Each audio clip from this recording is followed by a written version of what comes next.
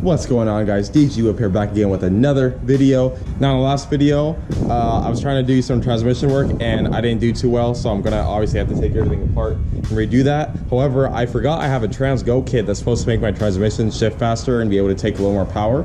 So I don't know why I didn't do that the first time, so maybe this was a sign I needed to do that first. So I'm gonna go ahead and take it out and then try to install that into the valve body and everything while I have it out again.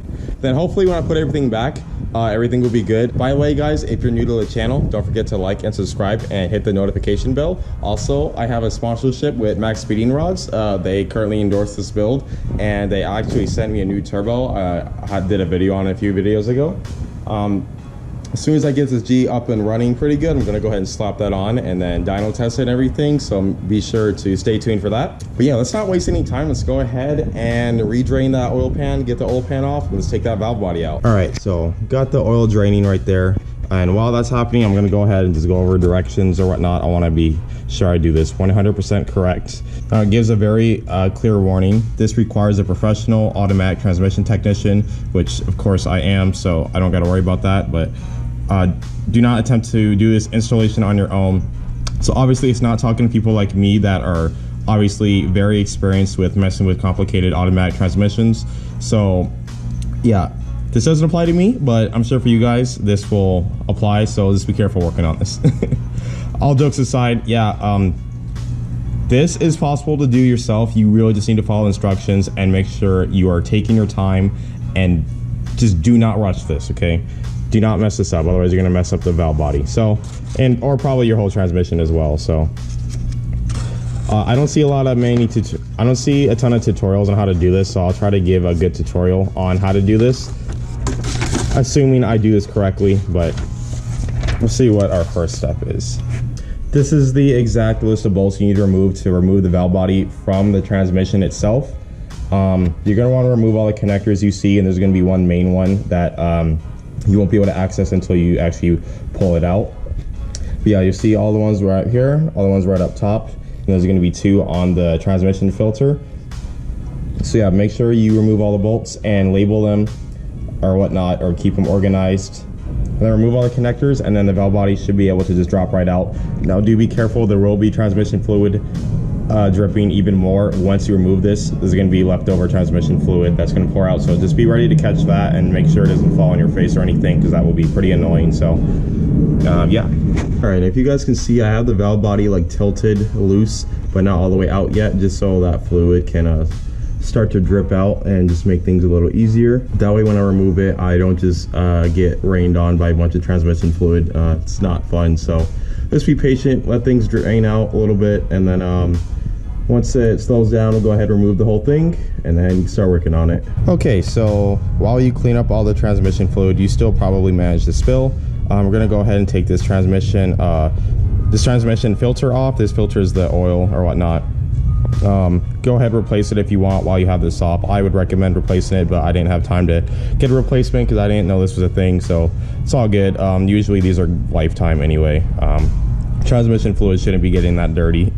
Pretty self-explanatory. It's gonna be all these bolts right here, and then we'll have access to actually pull the valve body apart. So all right, so I got the valve body separated, so now the valve body is exposed right here. Now there's lots of balls and springs, so be extra careful not to lose anything. And it does show you where everything goes, but like things are different sizes, things are super particular here.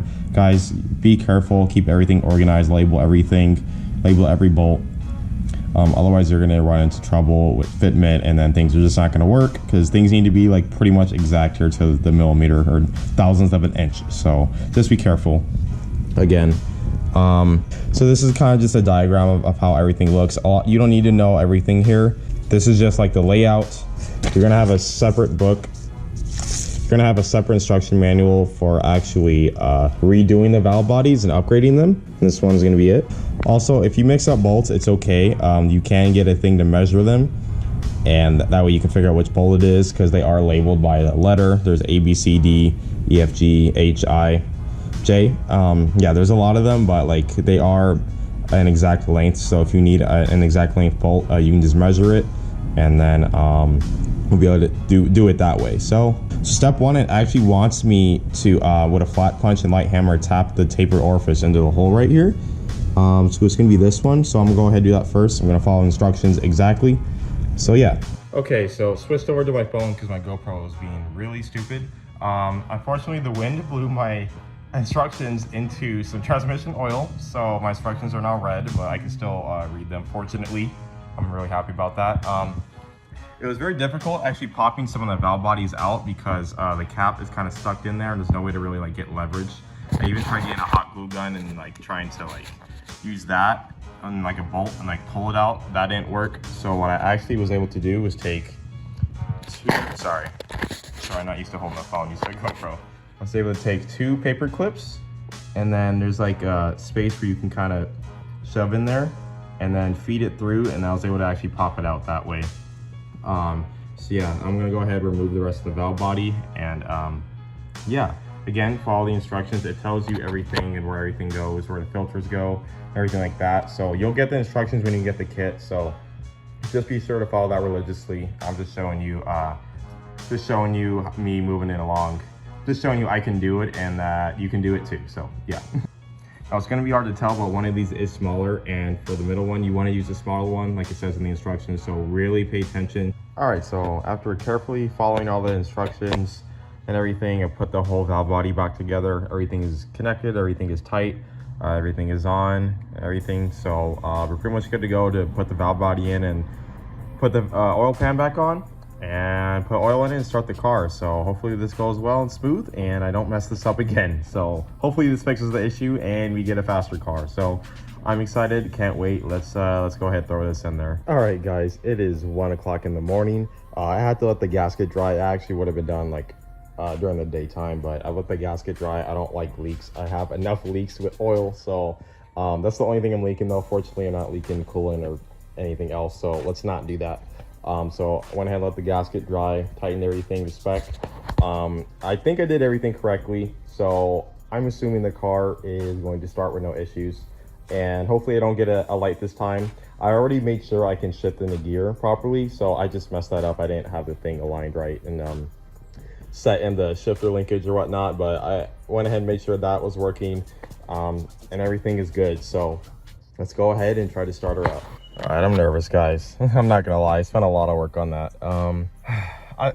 It's whatever. I mean, I am going to probably low-key get a built auto transmission because I can get one for $3,000, and that's actually a pretty good deal relative to the manual swap because it's a lot less labor and about the same price when I add in the clutch, all the parts and everything. And I think that actually would be worth it, and it'll be able to handle the power once we get our built block. So without further ado, oh man, I'm shaking.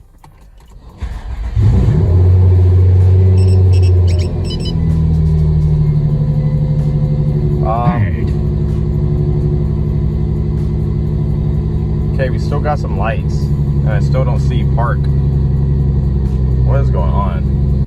Okay, so fast forward like a couple weeks later, I sent the car to the dealership to program the computer because everything like started, but the computer was not communicating with the ECM, so the TCM wasn't communicating with the oh my god, ECM, sorry, I'm getting my words twisted here, but I figured out what was wrong. There was like a ground that needs to like plug in that has to align, and it didn't really line up right. So obviously that's going to cause issues, so I went ahead and fixed that. So I assume that was the only issue. Hopefully everything should be good now. We're going to go ahead and start the car and see if the light comes back on. If it comes back on, I should just be able to turn it off, and then if it stays on just from it being on before, I can try to reset it and see if it's just staying on because the computer remembers. But yeah, we're gonna go ahead and start the car and see if it can drive. So yeah.